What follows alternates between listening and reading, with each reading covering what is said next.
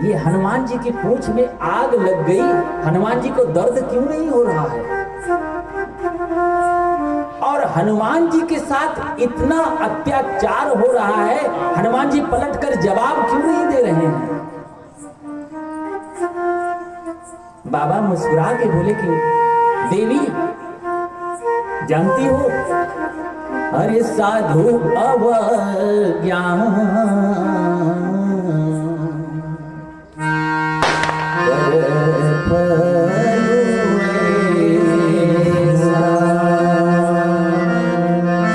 ये साधु की अवज्ञा का फल है।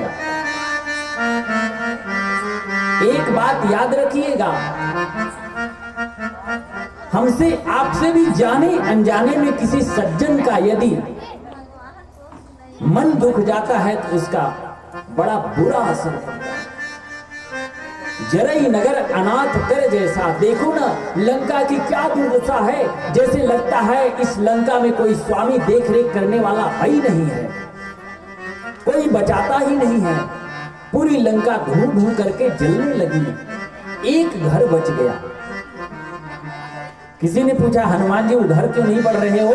हनुमान जी बोले जिधर से जितना सहयोग हुआ उस ढंग से प्रसाद दे रहा हूं, उधर से कोई सहयोग नहीं हुआ है, अस्तु प्रसाद नहीं दूंगा।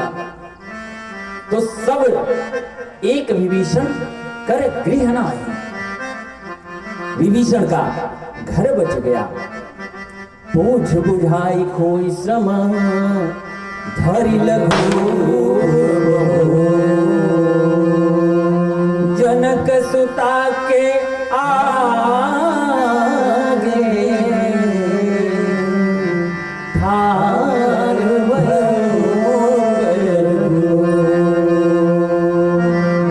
अब विदाई का पल आया। देखिए प्रेम विदाई नहीं चाहता, जहां प्रेम होता है वहां तो आकर्षण प्रतिपल बढ़ता है और विदाई के नाम पर प्रेम रो देता है। हनुमान जी आकर हाथ जोड़कर करबद्ध मुद्रा में मां जानकी के सम्मुख बैठे, कहते हैं मैया अब मुझे कोई ऐसा चिन्ह दो ना जैसे भगवान ने दिया था। मां कहती हैं कि हनुमान तुम आए तो मुझे ढाढ़स था, एक आशा जैसे बन गई थी, एक यह स्थिति आ गई थी, मैं तो जलने का प्रयास कर रही थी। मैं तारों से, पत्तियों से, अशोक से, आकाश से अग्नि मांग रही थी, परंतु जब तुम आए ना तो मुझे संबल प्रदान हुआ और ऐसा लगा कि अब मुझे जीने का सहारा मिल गया, परंतु अब तुम भी जा रहे हो। हनुमान जी बोले मैया अब प्रभु ही इंतजार कर रहे होंगे ना, अस्तु मुझे जाना होगा। जानकी जी ने कहा हनुमान जाते जाते ये बताओ ना, क्या प्रभु भी मुझे याद करते हैं? हनुमान जी ने कहा मैया आपसे ज्यादा याद करते। पहले तुम बताओ मां कि तुम्हें प्रभु भूले हैं, इसका कोई प्रमाण है? जानकी जी ने कहा हां है। जयंत खाली चरण में चोंच मारा था तो उसको तीनों लोक में ठौर नहीं मिला। एक अपहरण करके कितने महीने से बैठा है, भगवान खबर ही नहीं ले रहे हैं। अच्छा, हनुमान जी ने कहा मां जो चरण में चच्चू का प्रहार किया था उसके पीछे भगवान ने कुछ लगाया, कहें जी ब्रह्मास्त्र लगाया था। हनुमान जी ने कहा मैया झूठ बोल रही है तू, उस समय तो प्रभु तुम्हारी गोद में सिर रख के सो रहे थे, न धनुष था न बाण था। मां ने कहा अरे पुत्र तीर धनुष नहीं था, ये तो प्रभु के संकल्प की बात है ना। वहां पे सीख और दो सीख उठाए, एक का धनुष एक का बाण बना के उसी को ब्रह्मास्त्र के मंत्र से अभिमंत्रित करके छोड़ दिया। तो माँ वो जो सीख था, बाकी सबको तो सीख ही दिख रही होगी जी, और जयंत को ब्रह्मास्त्र दिख रहा है। ऐसा भी तो हो सकता है माँ कि हरण करने वाले के पीछे सीख, चरण पर चक्षुपहार करने वाले के पीछे सीख, परंतु अपहरण करने वाले के पीछे भी कोई बाण किसी स्वरूप में आया भी होगा। कौन है? हनुमान जी बोले सामने देखो ना,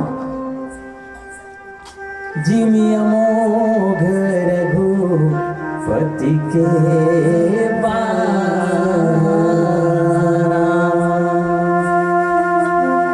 ये राम जी का अमोघ बाण ही तो बोल रहा है, और तुम थोड़ा ढाढ़स रखो, ये राम जी का अमोघ बाण है, कभी भी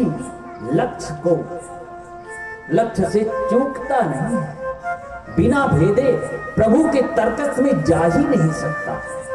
मां को ढाढ़स बधाया श्री हनुमान जी ने, और बहुत प्रकार से समझाया, क्योंकि भगवान ने कहा भी था कि बहु प्रकार सी तही समझाए, और प्रभु बल बीरह वेगी तुम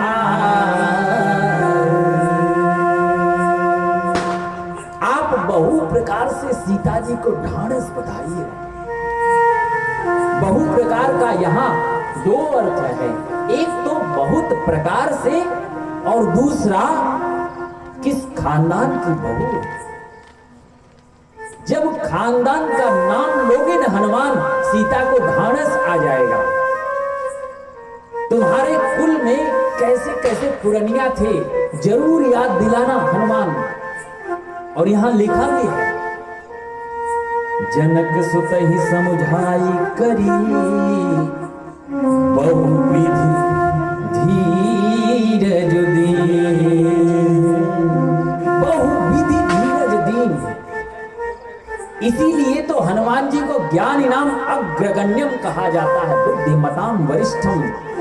बुद्धि का इतनी सटीकता से प्रयोग हनुमान ही कर सकते हैं। हनुमान ने उस शब्द का मान भी रखा और अपनी बात भी रखी। बहु प्रकार सीते ही समझायो, उसी को हनुमान जी ने यहां कहा बहुविधि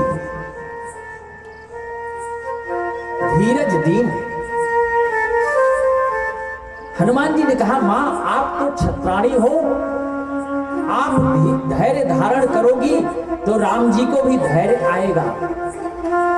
आप बस कुछ ही दिनों की बात है, प्रभु अपने सैन्य बल के साथ आएंगे, हम लोग भी रहेंगे और तुम्हें अवश्य छुड़ा के ले जाएंगे। माई बाप, यदि दो पक्षों में कभी अवसर आए बात करने का ना, तो ऐसी वार्ता कदापि नहीं करनी चाहिए कि दो पक्षों में देखा देखी बंद हो जाए। ये प्रयास करना चाहिए कि जो प्रेम वर्तमान में है इससे बढ़ जाए। अरे नहीं बढ़े, कम से कम बरकरार रखे। जब वन के क्रम में भगवान चित्रकूट गए ना, तो रात्रि में श्री अयोध्या कांड में वर्णन है, श्री सिंगवेरपुर में निषाद राज गो के यहाँ रात्रि में एक वृक्ष के नीचे कुशा के आसन पर विश्राम किया था। वार्ता हुई थी लक्ष्मण और गो के बीच में, लेकिन जब प्रभु को देखने के लिए, मिलने के लिए भरत जी सैन्य समाज लेकर आए, तो वही निषाद राज गो क्या कहते हैं कि भरत आप विकल मत हो। तेही रात पुनि पुनि प्रभु करही, सागर सरह नारावरी।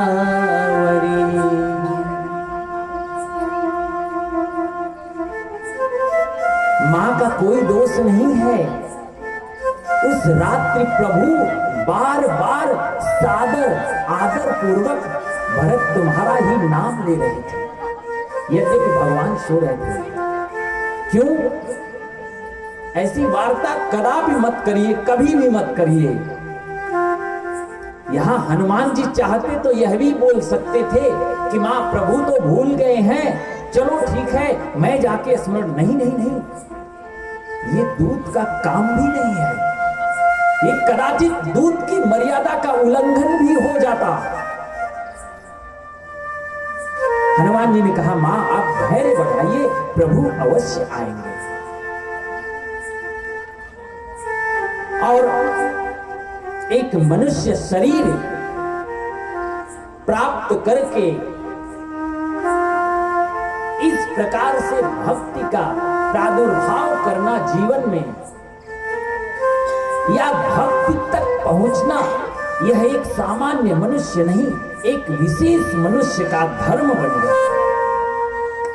ये सुंदर कांड हमें बार बार इस बात को कहने के लिए प्रेरित करता है कि भैया इस शरीर को सुंदर बनाने के फेर में मत पड़ो, इस शरीर में सुंदर कांड कर डालो, क्योंकि श्वास का क्या भरोसा, और जीते जी सुंदर कांड नहीं हो पाया तो फिर नहीं होगा।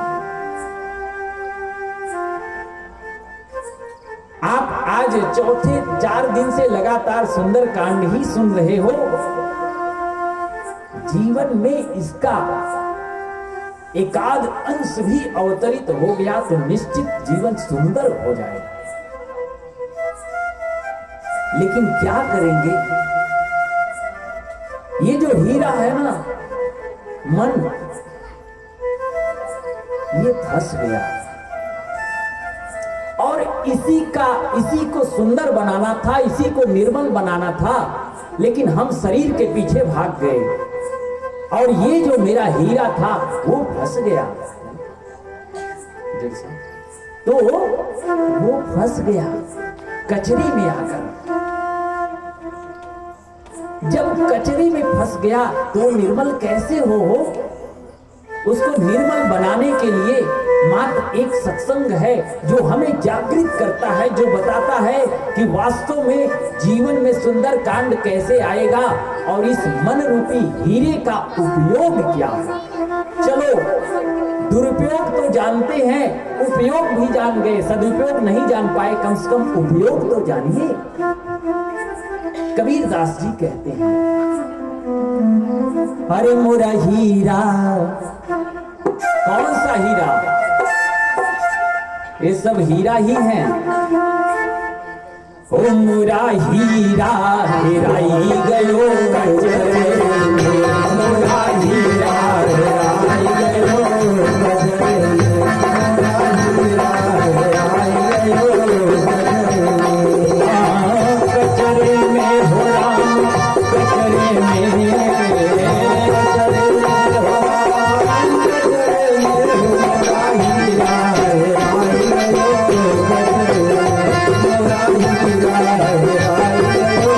कचरे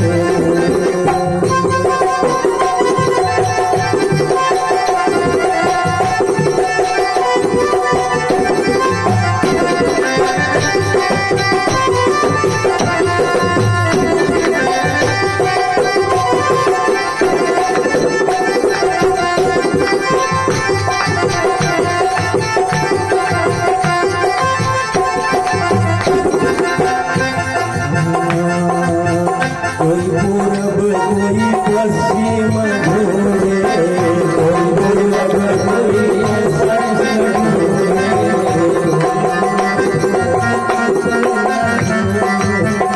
हिंदू भैया पूरब और मुसलमान भैया पश्चिम।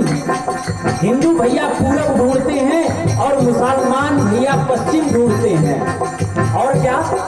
कोई पूरब कोई पानी कोई कचरे में, मोरा हीरा हेराई गयो कचरे में, मोरा हीरा हेराई गयो कचरे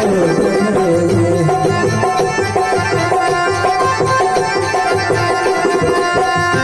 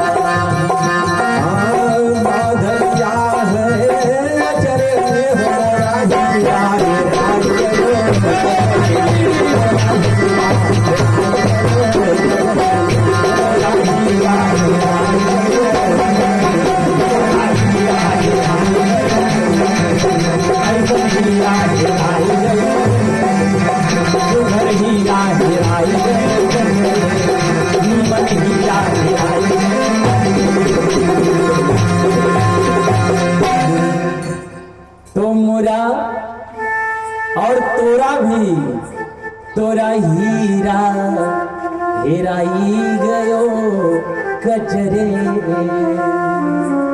ये हीरा क्या है? मनुष्य शरीर। और कचरा क्या है?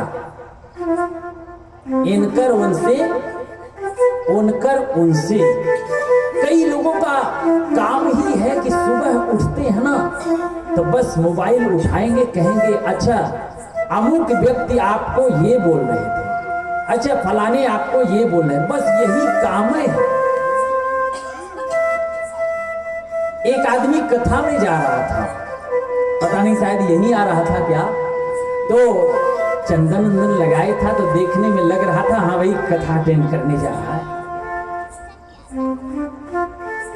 दूसरा एक मिल गया, भैया राम राम राम राम, कहाँ? कहीं कथा में जा रहे हैं। अच्छा तो मैं भी चलूं? उसने कहा चलिए, परंतु मैं जाऊंगा नहीं, कथा वथा मुझे सहती नहीं है। क्यों नहीं सहती भैया? एक बार गया था, 7 जगह लत्ता से चप्पल बांधा था, वो गायब हो गया, इसलिए हमको कथा वथा नहीं सहती। तो तुम क्यों जा रहे हो? अरे मैं भक्त हूँ, मुझे अच्छा लगता है, 3 घंटा पार हो जाता है और उसी बहाने कम से कम 3 घंटा में माया रानी मेरे पास नहीं आती है। क्या माई लोग, कम से कम 3 घंटा ऊपरी डिंगरी से दूर बा सब न बा कि ना है? सच बताओ हो ना?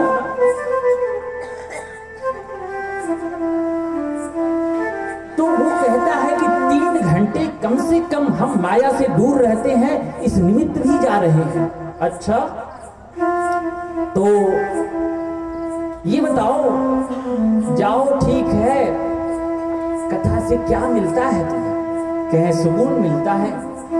और चर्चा किसकी होती है? अरे भगवान की चर्चा होती है कथा में। तो उस तार्किक व्यक्ति ने कहा मुझे लगता है तुम्हारे भगवान में अकल की कमी है।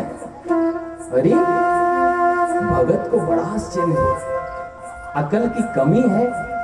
तो घूम के कहा हाँ भैया बिल्कुल सही कह रहे हो, मेरे भगवान में अकल की कमी है। अरे कमी नहीं होती तो तुम्हारे जैसे अकलमंद को पैदा ही क्यों करता? तो ये हीरा जो है खो गया है।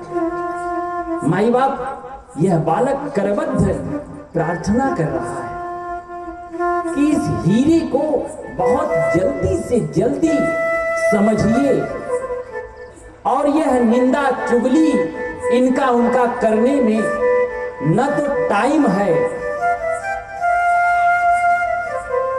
न उतनी बुद्धि है।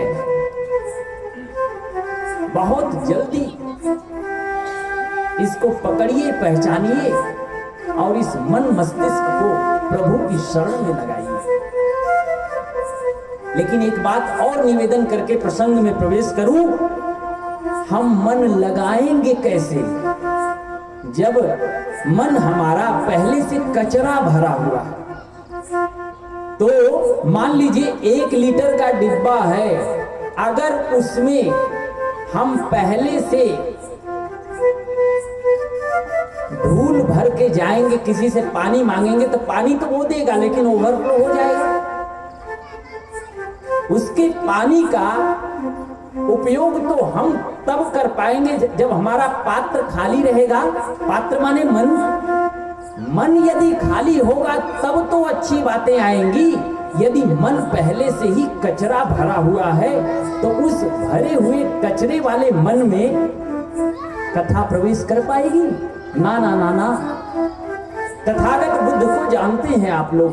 तथागत बुद्ध के पास एक बार कोई सेठ गया। सेठ ने कहा भगवान मुझे ज्ञान दो। बुद्ध ने कहा अच्छा कल आना ठीक 10 बजे। आया। अच्छा आज नहीं, कल आना ठीक 10 बजे। फिर आया। ऐसे ऐसे करके जब 2-3 दिन हुआ, सेठ को आया आवेश। सेठ कहता है अरे ज्ञान देना है या नहीं, ठीक से बताओ। तो तथागत बुद्ध ने कहा कल आना। सेठ ने कहा फिर कल। अरे भैया कल तुम मत आना, मैं कल आऊंगा, लेकिन मुझे खीर बहुत पसंद है, थोड़ा खीर बना देना और मैं खीर पाऊंगा तब ज्ञान दूंगा। ठीक। सेठ आया, कल हुआ, बढ़िया सा खीर बनाया। बुद्ध जब चले अपने परिकरों को लेकर, जिस पात्र में उन्हें खीर पाना था उस पात्र में रास्ते के जितने कूड़े करकट थे सबको बटोर कर भरते गए। और स्थिति यह हो गई, एक समय उनके पात्र जो है धूल धक्कड़ मिट्टी कंकड़ पत्थर आदि से भर गए। बुद्ध पहुंचे, भगवान ज्ञान जी ज्ञान तो देने आया हूं, पहले खीर लाओ। लाया खीर, बढ़ाए पात्र। सेठ कहता है अरे पागल हो, इस भरे हुए कचरे वाले पात्र में मैं खीर कैसे दूंगा, पहले खाली करो। बुद्ध बोले दो, वो बोले नहीं दूंगा। पहले खाली करो, बुद्ध बोले दो। सेठ बोला समझ नहीं रहे हो। बुद्ध ने कहा तुम नहीं समझ रहे। जिस प्रकार से मेरा पात्र पहले से भरा है तो इसमें तुम खीर नहीं दे पा रहे हो, उसी प्रकार से तुम्हारे भरे हुए कचरे से मन में मैं ज्ञान कैसे दूंगा, पहले उसको डिलीट करूंगा। भाई मेमोरी साफ होगी तब ना डाउनलोड होगा कुछ। कहने का तात्पर्य है हीरा पहचानिए, अब बनाइए हो जो बन जाएगा। और इसके बाद फिर से समय मिलने वाला नहीं है। क्यों नहीं मिलने वाला है? क्योंकि यह अवसर बहुत दुर्लभ है। यह अवसर दुर्लभ है। मानो न मानो, एक बार मानव बने हैं, इसके बाद मानव बनेंगे, गारंटी है? नहीं है। अरे अब ना बनी का, अरे अब ना बनी तो अरे फिर कब बनेगी, अगर ना बनी तो फिर कब बनेगी, अगर ना बनी तो अगर ना बनी फिर कब बनेगी,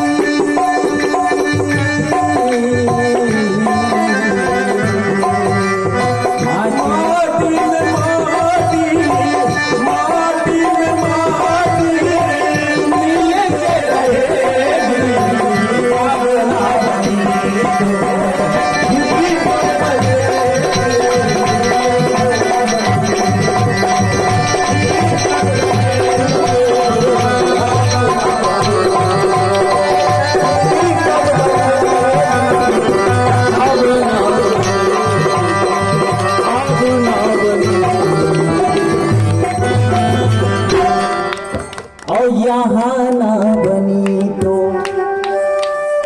यहाँ माने मानव शरीर मेढक में बनेगी, यहाँ ना बनी तो फिर कहाँ बनेगी,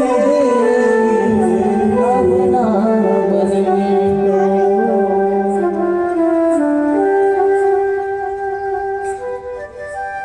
तो बार बार इसी गर्भ में आना और फिर कीड़े मकोड़े बनना, इससे पार होने के लिए ही ये हीरा मिला। भाई बार बार कीड़ा मकोड़ा न बनना बने, इसलिए यह मनुष्य रूपी साधन धाम मोक्ष कर द्वारा इस शरीर में अनेक प्रकार से ये साधनों का धाम है। जिस प्रकार से मान लीजिए किसी को वाराणसी से मुंबई जाना है, तो दो लोग हैं और दोनों को मुंबई जाना है। एक सक्षम है, उसके पास कार है बढ़िया सी, वह ट्रेन के फर्स्ट क्लास एसी का किराया भी निर्वहन कर सकता है, फ्लाइट तक का भी टिकट आराम से ले सकता है। परंतु दूसरे मित्र के पास मात्र एक साइकिल है, वो भी चिमटा वेल्डिंग वाली। कब धोखा दे दे पता नहीं। अब बताइए ना, साइकिल वाला मित्र यदि चला, चुनार में चिमटा टूट गया, तो उसके पास इतना पैसा नहीं है कि वो मुंबई पहुंच जाए। कदाचित साइकिल साथ देती तो हो भी सकता था, परंतु अब उसके पास साधन नहीं है। लेकिन उस दूसरे मित्र के पास कार है, बस है, ट्रेन है, फ्लाइट है। तो उसी प्रकार से हम ही वो मित्र हैं, हमारे पास बहुत सा साधन है। हमारी बात बने तो कथा श्रवण करके भी हम भगवान को पा सकते हैं, भजन करके, तपस्या करके, यज्ञ करके और कुछ भी न करके, मन निर्मल करके, उदासीन होकर भी भगवान को प्राप्त कर सकते हैं। एक बात याद रखिएगा, भगवान कहीं दूर नहीं है। कदाचित दूर होते ना तो प्रहलाद की पुकार पे खंबे से ना निकल पाते।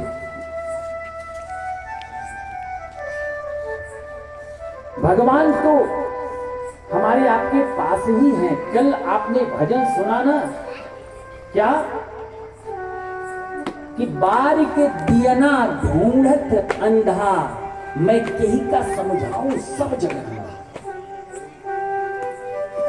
लागी आग सबे बन जरीगा, जाए लगोती झारी के बंदा।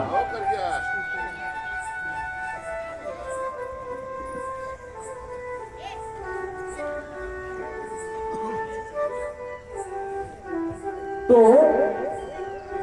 मैं कहीं का समझाऊं सब जग अंधा।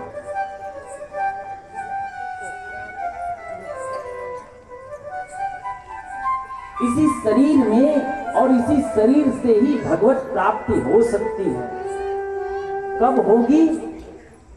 कर्मों से कदाचित हो भी जाए तो स्थिर नहीं। सबसे पहले मन साफ करना है। आपके आगरा की सत्य घटना है। आगरा में एक सिपाही भैया थे और ईमानदारी से ड्यूटी करते थे और अधिकांशतः उनकी ड्यूटी एक चौकी पर लगती थी ज्यादातर, और वो चौकी पर जाया करते थे। कोई साथी मिलता था तो वहां बैठ के अपना ड्यूटी करते थे। एक बार समय ने करवट लिया, उस सिपाही भैया का किसी एक्सीडेंट में पैर टूट गया, तो वो थोड़ा एक पैर से थोड़ा चलने लगे। तो तब भी वो ड्यूटी करते थे ईमानदारी से, और उसी चौकी के पास एक छोटा सा हनुमान जी का मंदिर था, और उस सिपाही भैया का नित्य का क्रम था बिना हनुमान जी को एक बार हनुमान चालीसा सुनाए अपने ड्यूटी पे नहीं जाते थे।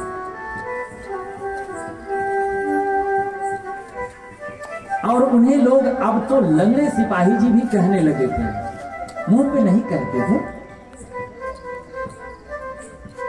वो कहीं सत्संग हो, भजन हो, कीर्तन हो, बढ़ चढ़ के जाते थे। एक बार ड्यूटी को शाम को जा रहे थे, मानो रात्रि जागरण हो रहा था, उसमें रुक गए और सोचे एक आध दो भजन सुन लूंगा, आराम से जाऊंगा। सुनते सुनते सुनते सुनते ऐसा मन लग गया कि रात्रि के 2 बज गए। याद आया कि हम तो अपने कर्तव्य से चूक हो गए, अब तो जिसका भजन भी सुन रहे हैं वो भी मुझे माफ नहीं करेगा, क्योंकि कर्म ही पूजा है। ईमानदार थे, बहुत कोसे, इधर रात्रि भर ये कोसते रहे, वहीं से घर चले आए, लेकिन उधर देखिए चौकी पर एक और घटना घट गई। चौकी पर आज इन दोनों की जो ड्यूटी थी, तो दूसरा वाला सिपाही आया और देखने लगा कि भैया लंगड़े भैया नहीं आए, रात्रि हो गई, अकेले ड्यूटी किया और कहा कि सुबह मैं शिकायत करूंगा। रात्रि में निरीक्षण के लिए कोतवाल साहब की गाड़ी भी आई देखने के लिए, तो कोतवाल साहब ने देखा और भाई दोनों जवान तैनात हैं, देखकर चले गए। रात्रि भर इस लंगड़े सिपाही ने यह विचार किया कि मैं हनुमान जी का भक्त हूं, तो हनुमान जी भी क्या हमें कर्म से भाग जाने की सलाह देंगे क्या? यदि हम अपनी ड्यूटी को ठीक से नहीं करेंगे तो हनुमान जी ही मुझसे नाराज हो जाएंगे। रात्रि भर विचार किया, चलो सुबह जाके मैं समर्पण कर दूंगा कि मैं ड्यूटी पे नहीं गया था, सीएल लगाना है और एलएनडी करना है, कुछ भी कर दो। इधर सुबह पहुंचे लंगड़े भैया, उससे पहले वो सिपाही पहुंच गया और जाके कहा कि साहब वो तो ड्यूटी पे आया ही नहीं था। अब जो साहब संयोग से निरीक्षण कर रहे थे उन्होंने कहा, अरे चुप रहो, मैंने उसको देखा है, तुम्हारे बगल में वो खड़ा था। उसने कहा, मैं जब वहां था प्रत्यक्षम किम प्रमाणम। अरे उन्होंने कहा, अच्छा सीसीटीवी फुटेज निकालो। निकाला गया। आपको बताएं वीडियो में भी वो लंगड़े भैया लाठी लेकर ड्यूटी करते रहे रात्रि भर। तब तक पीछे से लंगड़े भैया भी आ गए और लंगड़े भैया ने वही कहा कि साहब मैं ड्यूटी पे नहीं था। साहब अक्का बक्का रह गए, आखिर मामला क्या है? जब किसी को नहीं समझ में आया तो उस सिपाही ने कहा कि मुझे समझ में आ गया, मेरे हनुमान जी मुझे बचाने के लिए आज सिपाही बनकर ड्यूटी कर ली। मैं कौन सा भक्त हूं, अपने भगवान को ही सिपाही बना के, हवलदार बना के डंडा पकड़ा दिया। आज से लो भैया ये वर्दी पकड़ो, बेल्ट निकाला, सब कुछ समर्पण कर दिया। कहा कि मैं अब ड्यूटी नहीं करूंगा। किस मुख से मैं ड्यूटी करूंगा? जिस ड्यूटी को अपने भगवान से, अपने आराध्य देव से करवा लिया, अब बचा ही क्या है? मैं कौन सा मुख लेकर अब हनुमान जी के सम्मुख जाऊंगा? रोने लगा। सब लोगों ने समझाया, चलो हो भी गया, घटनाएं होती हैं, लेकिन उसने कहा ना ना ना। और आपको बताएं उसी चौकी के पास एक लंगड़े हनुमान जी का बड़ा सा मंदिर आज भी है। उस मंदिर को उन्होंने बनवाया और वहीं पुजारी हो गए। मेरा कहने का सीधा सा मतलब है, आपका मन यदि साफ है तो निर्मल मन जन सो मोहि पावा, मोहि कपट छल छिद्र। मन यदि निर्मल हो गया, काम पूरा। हनुमान जी आज मां जानकी से मिले हैं। इस कथा में एक विशेष अतिथि का आगमन हुआ है, जिनको देखकर एक तरफ मुझे हर्ष हो रहा है और कष्ट भी है। इस मंच पर इस वर्ष विराजमान नहीं, इससे पहले जितनी कथाएं थी सब में वो आसीन होते थे। बड़े अच्छे कलाकार नाल के आदरणीय श्री इंद्राज जी बैठे हैं और भगवान ने उनको बजाने लायक नहीं छोड़ा। उनका हमारी मंडली पर बड़ा ही एहसान है। हम सबकी तो नहीं कहते हैं, सब कलाकार हैं, लेकिन मैं जब कुछ गाने लगता हूं ना, एक बार मन करता है कि ढोलक अगर किसी के हाथ में हो तो इंद्राज हो जाए। और हम लोग बार बार याद करते हैं, कलाएं सबके अंदर हैं, लेकिन कलाओं का जिसमें मान न हो वही तो कलाकार है। जो मान लेकर बैठा है वो कोई कलाकार नहीं है। भैया बैठे हैं, भैया से मैंने कई बार कहा कि उनको बुलाइए, थोड़ा आने में दिक्कत है। आज वो कथा में आए हैं, बहुत अच्छा लगा, आपको देखकर बहुत खुशी हो रही है।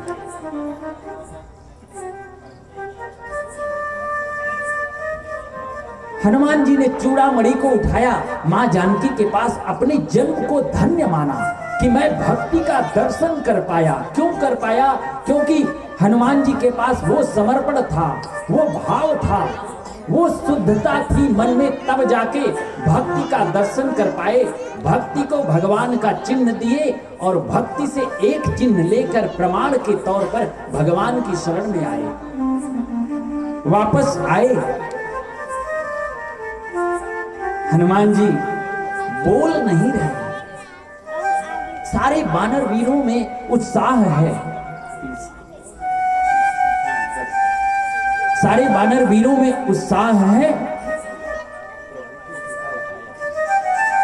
सारे वानरों में ऐसा लगता है जैसे कोई विजय प्राप्त हुआ है, जबकि वो उपलब्धि हनुमान की है। हनुमान चुप है। हनुमान वही है जो अपनी उपलब्धियों को सब में बराबर बांटे। आज जब सारे वानर वीर भगवान के सम्मुख आए तो किसी ने कुछ नहीं बोला, तब जामवंत जी बोले, अरे प्रभु की कृपा भयहु सब काजू, जन्म हमारा सुख भाया।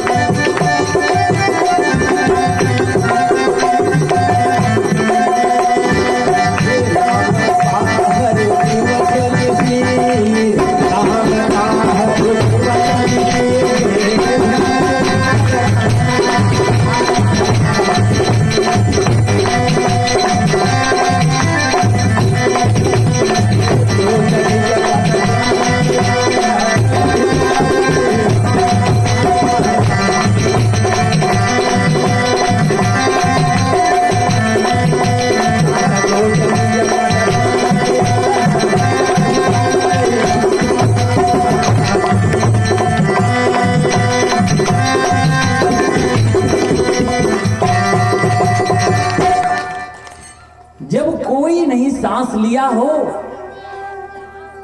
तो जामवंत जी बोले, क्योंकि जामवंत के वचन सुहाए और तब जाके पवन तनय के चरित सुहाए। आज जामवंत जी ने कहा, प्रभु हम वानर वीर धन्य हैं, और जो काम दुर्गम था, दुरूह था, उसको श्री हनुमान जी ने पूरा किया। और लाख मुख से भी यदि हनुमान के उन कृत्यों का वर्णन करने लगे ना तो कम हो जाएगा। तो पवन तनय के चरित सुहाए, जामवंत रघुपति सुनाए। पवन तनय के चरित सुहाए, जामवंत रघुपति ही सुनाए। हनुमान जी का चरित्र, हनुमान जी का सारा जो जो लंका में हुआ सबका वर्णन किया जामवंत जी ने। तब हनुमान जी को भगवान ने निकट बुलाया और कहा, अरे हनुमान, तुमने नहीं बोला अपने मुख से। हनुमान बोले कि प्रभु अगर मैं करता तब न बोलता, मैंने तो कुछ किया ही नहीं, करने वाले आप ही हो। मुझे तो बस ये मान होता है कि हम कर रहे हैं, करने कराने वाला वही है, एक ही है, वही सुन रहा है, वही बोल रहा है। यहां सीता जी के दुख का बड़ा विशाल विस्तृत वर्णन किया है हनुमान जी ने, और कहा कि प्रभु आपने मुझे कहा था ना कि बेग तुम आए हो, मैं तो बेग ही आया हूं, अब आप बेग चलिए। अच्छा, राम जी कहते हैं, हनुमान एक बात कहूं, सुनु कपि तो ही उड़ीन मैं नहीं, सुनु कपि तो ही समानु पुकारी, नहीं को सुर नर मुनि तनुधारी।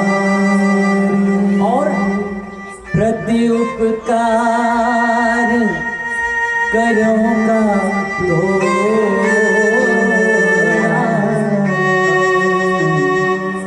सन्मुख होई सकत मनोरथ। हनुमान, तुम्हारे उपकार का तो मैं कैसे शुक्रिया अदा करूं।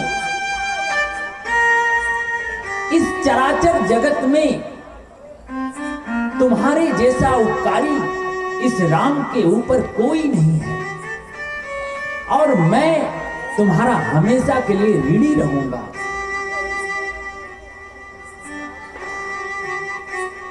आज भगवान ने कहा कि सुन सुत तो ही उरी मैं ना। मैंने कल निवेदन किया था, जब तक मां बेटे को बेटा नहीं स्वीकार करती तब तक बाप कैसे करेगा। मां जानकी ने जब सुत कहा तो वही हनुमान जी को आज भगवान ने भी कह दिया, देखो कर विचार मन माही। मैंने विचार करके देख लिया, अपने मन में चिंतन मनन आदि करके देख लिया कि तुम मेरे पुत्र हो, और तुम्हारे उपकार का बदला ये राम आजीवन नहीं चुका सकता।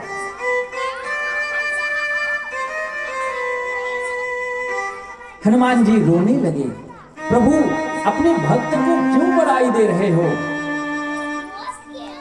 यहां बार बार प्रभु चढ़ी उठावा,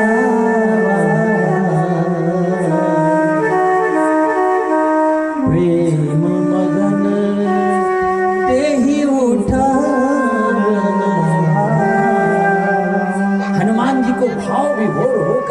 राम जी उठाना चाहते, हनुमान उठो। हनुमान जी गिर पड़े चरणों में, रोने लगे और कहते हैं कि प्रभु,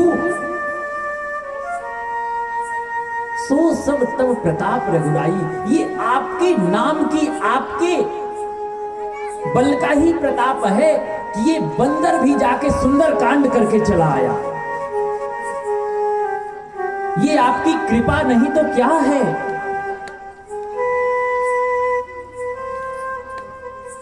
ये राम जी की कृपा नहीं तो क्या है।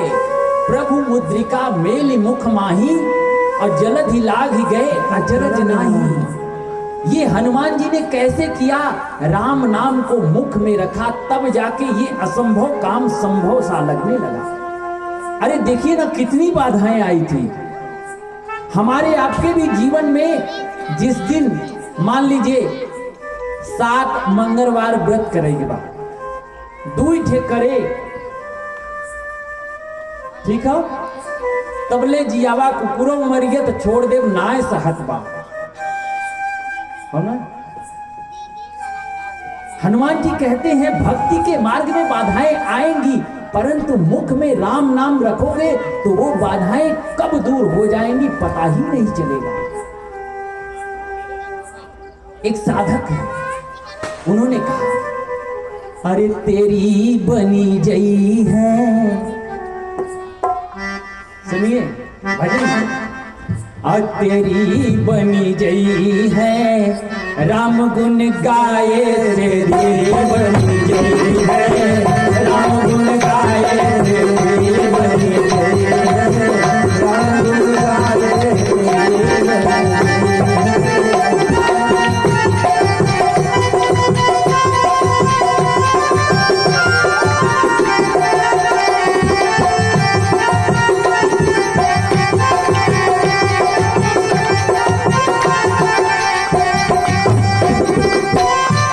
गुण गाए हनुमान गुण गाए तेरे, राम गुण गाए हनुमान गुण गाए तेरे, राम गुण गाए हनुमान गुण गाए तेरी बन गई है, राम गुण गाए तेरी बन गई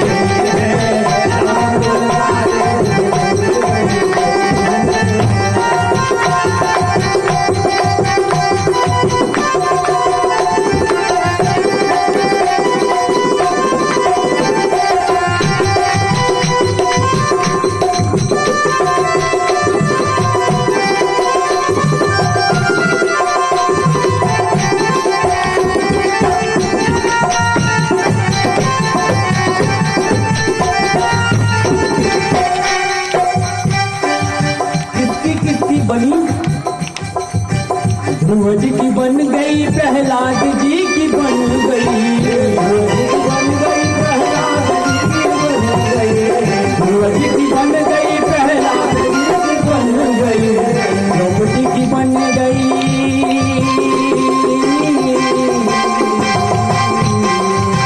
द्रौपदी की बन गई, वीर के बढ़ाए तेरी बन गई है, राम गुण गाए तेरी बन गई है, राम गुण गाए तेरी बन गई है।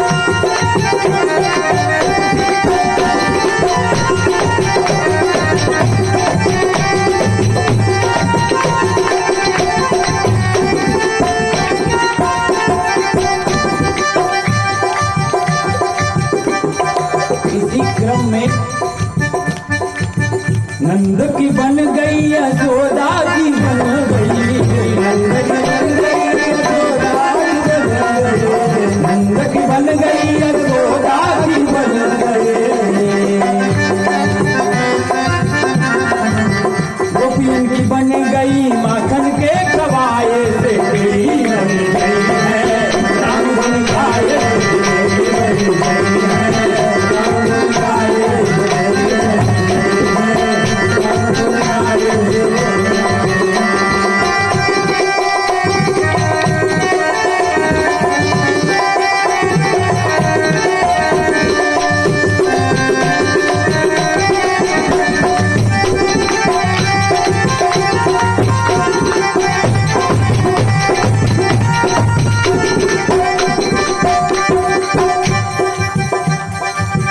मीरा की बन गई,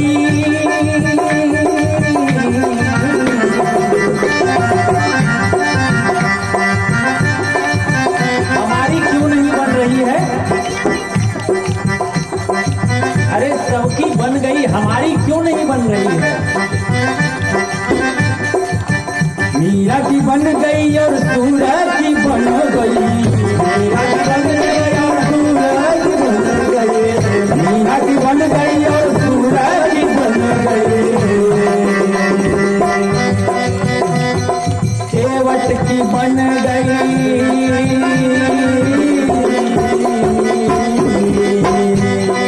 केवट की बन गई, राम गुण गाए मेरे बन गई है, राम गुण गाए।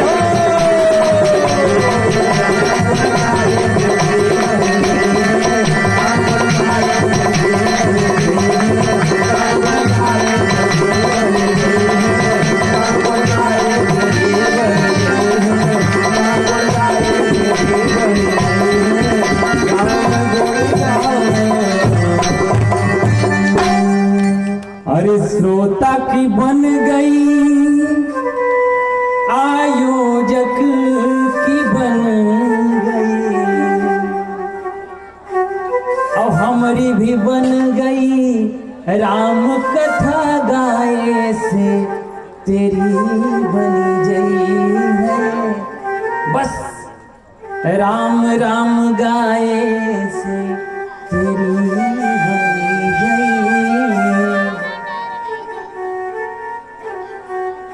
केवल और केवल नाम आधार।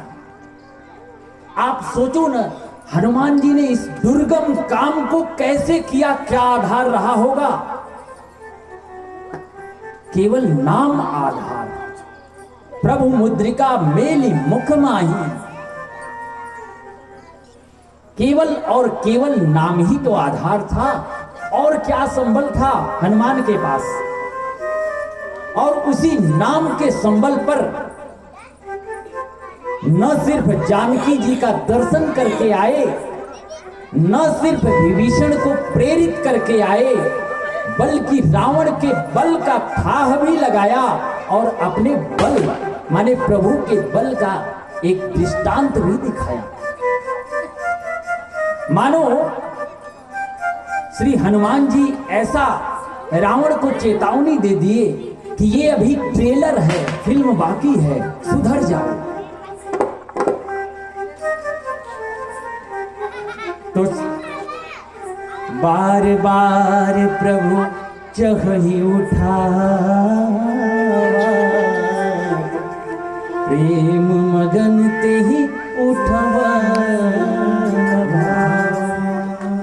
जिस समय हनुमान जी प्रभु के चरण में पड़े हैं और कहते हैं प्रभु आपके बल के सिवा, आपके नाम के सिवा मेरे पास कोई बल नहीं था।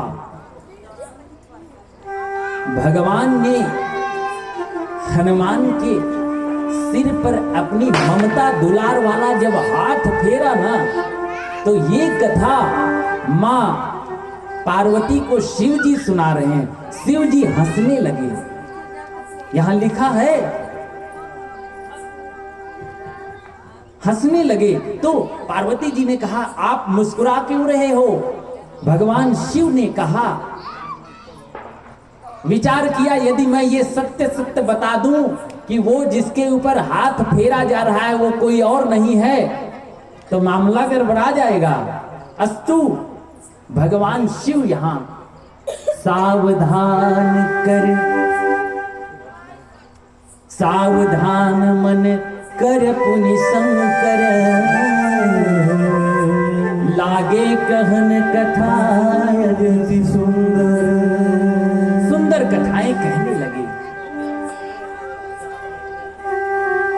और हनुमान जी ने यहां अपने बल का तनिक भी अभिमान न दिखा के कहते हैं, प्रभु सो सब तव प्रताप रघुराई, नाथन कछ मोरी प्रभु आई। भगवान ने अपना न्याय दिया।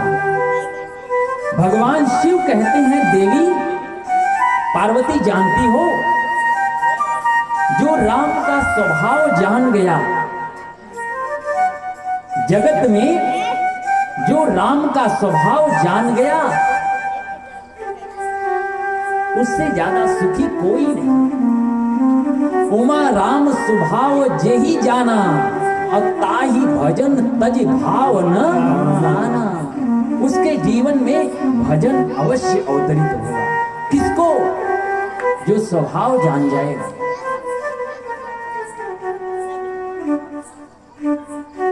मान लीजिए अभी अध्यक्ष साहब चले गए क्या, सेक्रेटरी साहब बैठे थे, जिसको नहीं पता है वो उनके बगल में कुर्सी लगा के बिंदास बैठ सकता है, लेकिन जान गया कि ये अपने हलका के सेक्रेटरी साहब हैं, तो उनसे उसी भाव से मिलेगा। क्यों? क्योंकि काम निकालना है। उनके स्वभाव को जानने के प्रयास करेगा, ये किससे रिझते हैं, किससे खुश होते हैं। उसी प्रकार से जो राम के स्वभाव को जान गया ना, उसको भजन के सिवा कुछ नहीं भाएगा।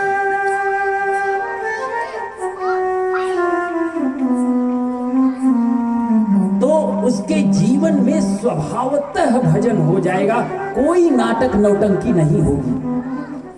नाटक नौटंकी का मतलब समझ रहे हैं ना? समाज में ऐसे भी लोग दिखते हैं, दिखते तो धार्मिक हैं, परंतु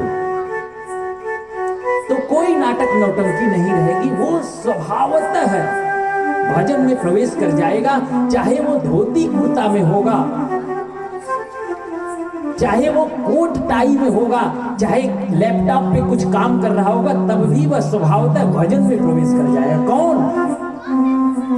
माई बाप जिसको यह पता हो गया कि राम का स्वभाव क्या है। राम का स्वभाव क्या है कि अपराधियों पर कोह न काहू, जो अपराधी पर भी क्रोध नहीं करते, जिनका नाम जीव के अनेक दुखों को तार देता है। एक बात याद रखिएगा, भगवान किसी को कष्ट और दुख नहीं देते हैं।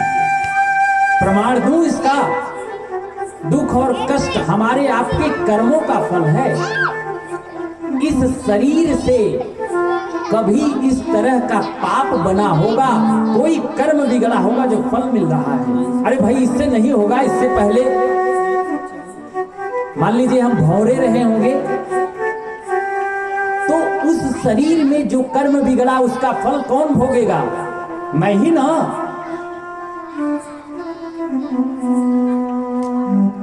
तो भगवान किसी को कष्ट देता ही नहीं।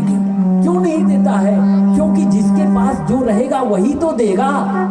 आप मेरे पास यहाँ आओगे, कुछ मांगोगे तो बस यही मानस की बुक है, एक गाना की किताब है, माइक इत्यादि, इसके अलावा मैं यहाँ से क्या दे सकता हूँ? अगर कुछ देना होगा तो मुझे उतर के कुछ प्राप्त करना होगा। आप मुझसे यहाँ बाइक मांगेंगे तो मैं यहाँ से वहां जाऊंगा, मेरे पास होगी तब तो दूंगा। भगवान के पास कष्ट नहीं है। जो आनंद सिंधु सुख राशि, सीकर ते त्रैलोक सुपासी।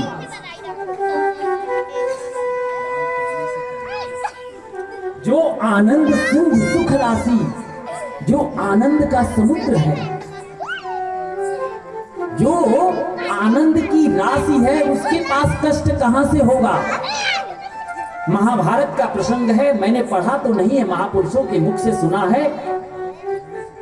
मां कुंती बुआ थी ना कन्हैया की, ने कहा, अरे कन्हैया तू सुना है भगवान हो, यदि तुम भगवान हो ना तो मुझे जो मैं मांगूंगी दोगे? भगवान ने कहा, मोरे कछु अदे नहीं तोरे, मैं तो कर तुम और कर तुम अन्यथा कर तुम सब कुछ करने में संभव, मेरे लिए सब कुछ है, संभव है, असंभव कुछ भी नहीं है, मांग तू। लेकिन कुंती कहती है फिर से सोच लो। भगवान बोले बोल तू। कुंती जी ने कहा, प्रभु यदि देना ही है ना, देना ही है ना तो मुझे आजीवन कष्ट दे दीजिए, दुख दे दीजिए। भगवान चौंक गए कि भला दुख भी मांगने की कोई चीज है? चलो बुआ मानो, यहां देखिए कन्हैया फंस गए, कन्हैया के पास दुख ही नहीं है, वो सुख की राशि है, वो दुख कैसे देगा? कन्हैया जब फंसे तो मजाक बस कहा, बुआ माना दिया पर दुख लेकर क्या करोगी? कुंती ने कहा, प्रभु जब सब कोना भरा रहता है ना, तुम याद नहीं आते हो, जब कहीं से कुछ कमी होती है, कोई कोना खाली होता है, तब भगवान की याद आती है। जब सब निर्द्वंद रहा था ना, तब बाकी सब झंझट याद आवत, और जब जीव फंसता है तब जाके भगवान को पुकारता। तो हमारा तरण और तारण कैसे होगा? जब दुख हो तब तो याद करिए, चाहे न करिए, लेकिन जब सुखी होना तब भी याद करने का स्वभाव बने।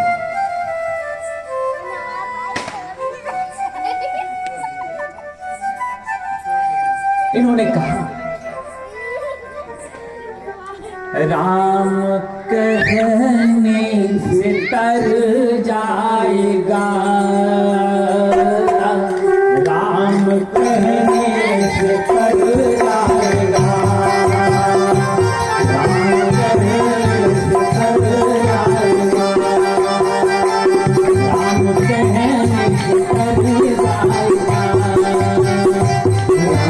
कहने से तर जाएगा, राम कहने से तर जाएगा,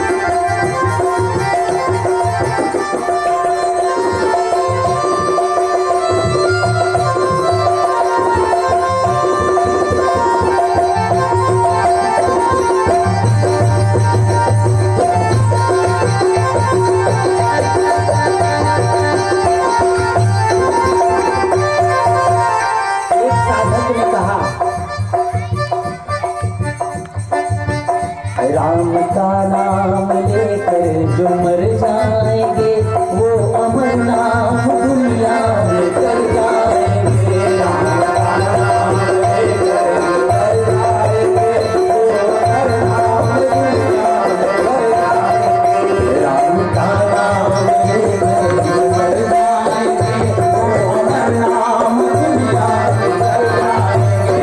राम का नाम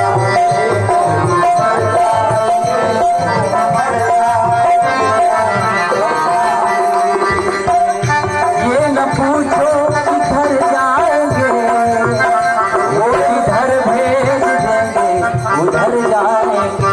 ये न पूछो किधर जाएंगे, वो किधर भेज देंगे उधर जाएंगे। और टूट जाए न माला कहीं प्रेम की, टूट जाए न माला कहीं प्रेम की, कीमती है रतन ये कर जाएंगे। टूट जाए न माला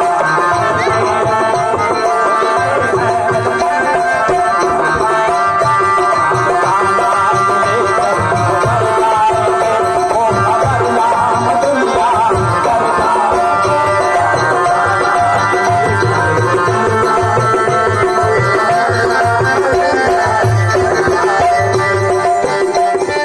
आखिरी लाइन में बड़ी ऊंची बात है। मानो न मानो सही बात है, क्या मानो न मानो सही बात है। क्या सही बात है?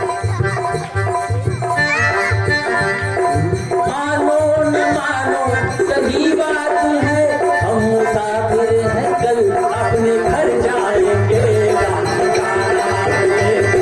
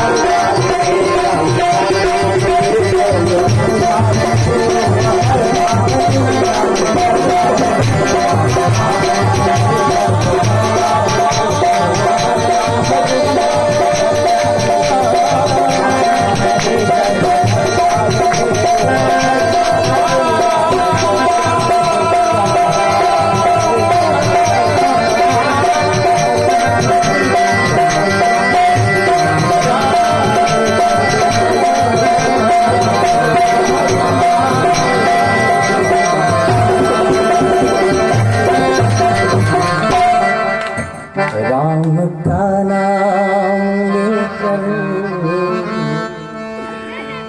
जो मर जाएंगे वो अमर नाम दुनिया कर जाएंगे। ये न पूछो कि हर जाएंगे।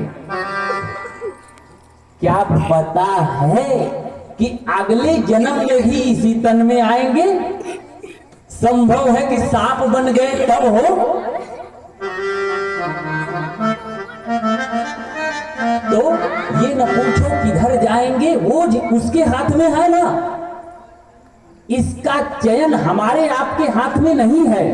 यदि हाथ में होता तो हम यहीं रहते और खूबे उखमज करते। कहो ना सब।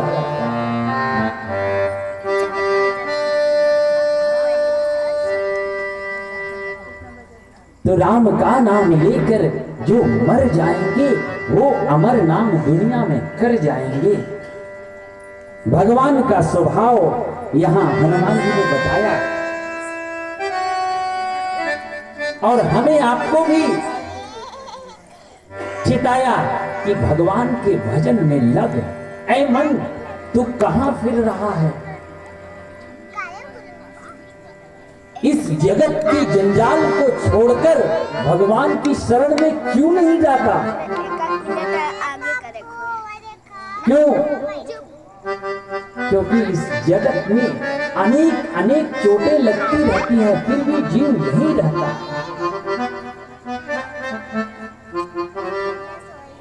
समय तो कथा का हो चला है। 2 मिनट एक बात कह के आरती की तरफ हम लोग अग्रसित होंगे। एक बार एक दादाजी थे गांव में, और एक उम्र के बाद रात्रि में खांसी बहुत आती। दादाजी बहुत खांसते रहते थे और काफी अवस्था हो गई थी। तो पार्वती एक दिन भगवान शिव से बोली कि प्रभु, वो दादाजी बहुत खांसते हैं, आप आदेश करो तो मैं लेके चली आऊं, उनको मुक्त कर दूं। भगवान बोले, देवी वो तुम्हारे बुलाने से नहीं आएगा, जाके देख लो। पार्वती गई और बाबा से बोली, बाबा खांसना बंद कीजिए, चलिए। बाबा बोले, देखो आप चाहे जो हो, चाहे जो देवी हो, चाहे जो देवता हो, मैं खांस खांस के चोरों से अपने घर की रक्षा करता हूं, मुझे यही रहने दो।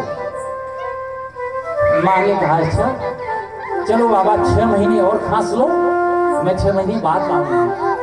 और उसी बीच बाबा सीताराम और बाबा इस बार बैल बने। तो बैल बने ना, तो बैल में पहले जब एक बैल जबर रहा है तो दूसर का कमजोर रहा है, एक नद करके जोत लेते हैं सब का हो। अगर एक बैल सही सीखा है हराई ना, दूसरा अगर नौसिखिया है तब भी हमारा काम चल जाता था। तो वो दादाजी जो बैल बने थे वो बोले, देखो ना पार्वती जी, ऐसा है अभी मैं पूरा सीख गया हूं, ये जो छोटा वाला बछड़ा है ना, अगर मैं चला जाऊंगा तो इससे हल चलेगा नहीं, मैं रहता हूं तो हल की जुताई हो जाती है। अच्छा बाबा 6 महीने और तत्पश्चात फिर सीताराम हो गए। इस बार कुत्ता बने और संयोग से उसी द्वार पर आए। पार्वती मैया फिर आई कि अब तो डंडा खाए लगा, अब चला। तो वो बाबा बोले, देखो जब तक हम भौंकते हैं ना, गांव का कोई कुत्ता कोई मजाल है मेरे घर में घुस जाए, हमारे बच्चे सुरक्षित रहते हैं, क्योंकि अब भी मोह है। अच्छा ठीक है।